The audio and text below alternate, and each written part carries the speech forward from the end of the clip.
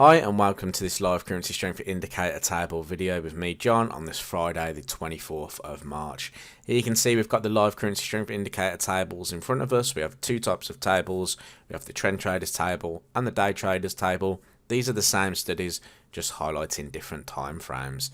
You can see that some of the currencies are highlighted in green. That means there is a confluence between those trading time frames, and that's where we'll be focusing most of our attention in these videos.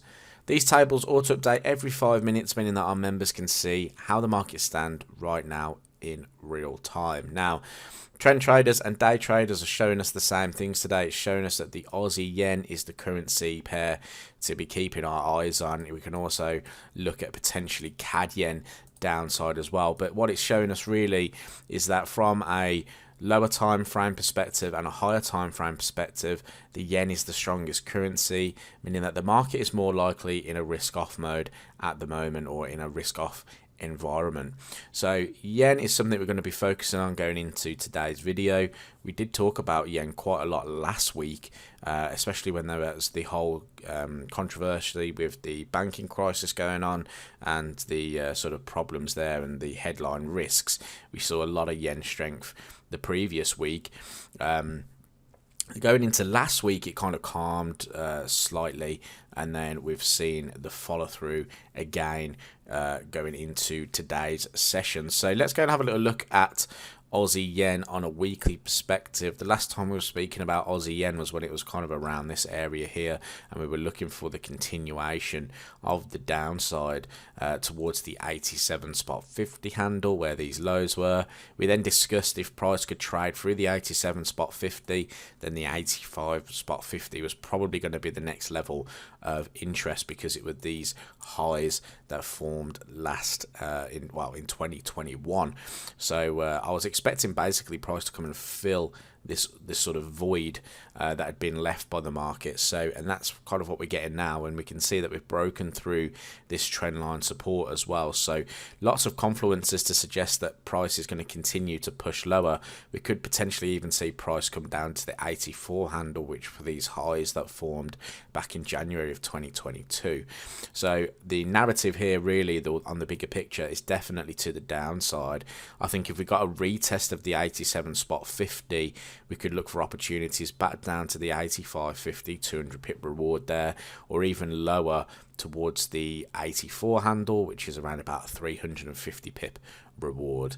Now if we go down into the 4-hour time frame, if I just zoom out a little bit, I'm trying to get the whole picture in, but I don't think we'll be able to do that. So let's just zoom back in. I'll just try and pull the screen in a little bit here so we can see it clearly. Now again, sort of the last times we were speaking about Aussie yen were when price was breaking through these range lows here, and we were talking about getting short at different areas of interest. One of those areas was back in and around this area, which was around about the 90 handle.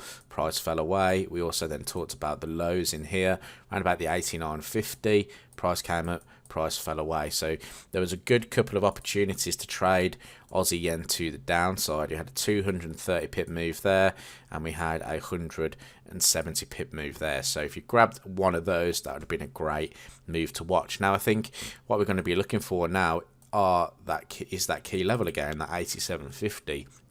Reason being is you can see that buyers have tried to step back in here on numerous occasions, and buyers have failed. So sellers have drove price to the downside. What I'd be looking for is price to come back, rejecting at that area, and see price continue down to our level of interest. Now what we may see is price move a little bit higher, because the way I like to trade is I like to trade from an area where selling pressure has come from in the past.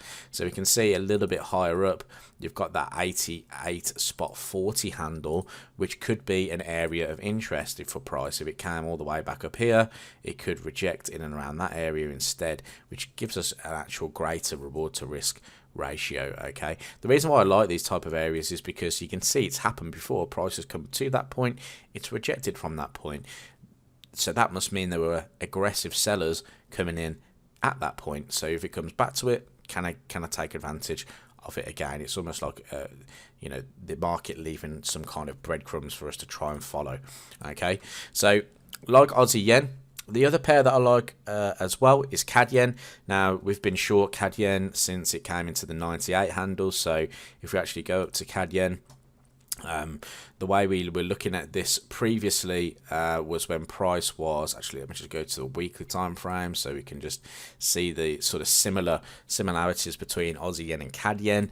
We like the opportunity to trade to the downside here. Again, similarly, we've broken through now a trend line support. We've now broken through previous lows at 95. Our targets for CAD yen overall were the 92.50. I'm out of the trade now. The trade for us was the sort of 98 handle down to the 95 handle, so that was a nice 300 pip reward there. Finally capitalized on the last remaining trade over the past couple of days, so we'll go over that as well. But it looks like price now is heading down to the 92.50, so again we've got an opportunity for price to potentially trade lower. What can we look for? Well, we'll go down into the 4-hour time frame and just zoom out a little bit. The last time we spoke about it was this 98 handle. Okay, so we've come up into these areas, these highs over here. Price has rejected. We've broken through a minor trend line. That's the first that kind of signal to us that potentially price is going to continue lower. Obviously at the time as well, it was featured on the currency strength indicator tables for some downside.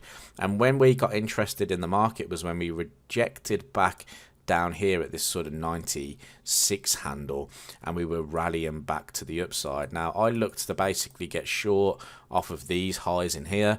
Price did go beyond that, but our stops were way above the sort of 98 area, just to give it a space to breathe. First targets were back down at these lows. Second targets were the 95. I actually missed the target here by spread, so price didn't actually get knocked out here, but by the time we were looking for 95, our stop losses were at break even, and I was just letting the market play out, see if it would come all the way back down into the 95 handle, which it has. So again, sort of similarly to Aussie yen, got to be looking for a pullback in price. Now obviously the 95 handle is fairly significant in the market, but if I'm looking at this at a 4-hour point of view now, again I like to look at either previous lows in there, or even better, previous highs. So if price can come back up into sort of the 96.25 handle, that would give me a better reward to risk ratio and open the door up to a move down to the 92.50 handle. So I'm going to be looking for price to come a little bit higher. Can we get a bit of a double top pattern forming? Can we see price fail to trade above that high? If we do, can we look for some further downside in the market? So hopefully you enjoyed that video. Like I said, yen looking to be the currency to be a buyer of at the moment.